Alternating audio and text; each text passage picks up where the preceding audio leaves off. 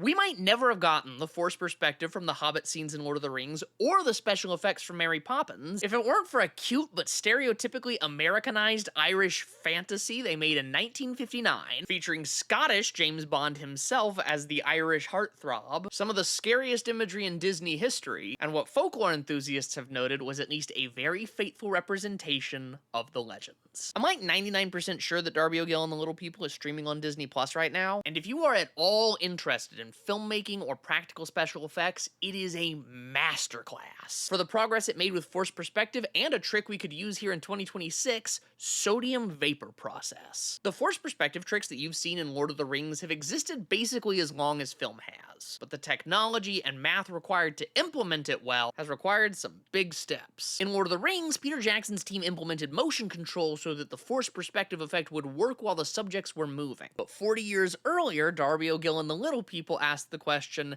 how can we get everything in focus? Because in order to make one subject look small while another subject looks big, they have to be a fair distance apart from each other. And that means the image needs a deep depth of field in order for both images to be equally in focus. Otherwise, they won't really look like they're beside each other because one subject will be too blurry. And in order for a camera to get a deep depth of field, it needs a really small aperture. And tiny apertures let in very little light. So all of the Leprechaun sets of Darby O'Gill and the Little People were lit with enough hot lights to make the devil sweat. By the way, the plot of the movie is that an old man is friends with a leprechaun king. That's all you really need to know. Go watch it. It's cute. It's about as Irish as the Disney Channel original movie Luck of the Irish, so take that with a grain of salt. Also, it might give your children nightmares, but like, fun nightmares, because on top of depicting leprechauns and a puka, it also features a banshee. And the banshee is one of the effects in the movie accomplished with the sodium vapor process, which is a little too complicated for me to explain accurately, but if you've ever watched a movie or a music video from before 1990 and thought to yourself, holy crap, how did they make this look better than green screen does today? The most iconic example being Dick Van Dyke dancing with the penguins in Mary Poppins. The answer is the sodium vapor process, and Darby O'Gill and the Little People is the first feature film in which it was used. It's also the first feature film with Sean Connery singing Irish music, so take that with a grain of salt too. But it's not really an Irish song, it's a Disney original composed by Oliver Wallace, who essentially composed like everything of Disney's for a couple decades there. Allow me my hyperboles. And I do promise to talk about some actually Irish movies throughout the month.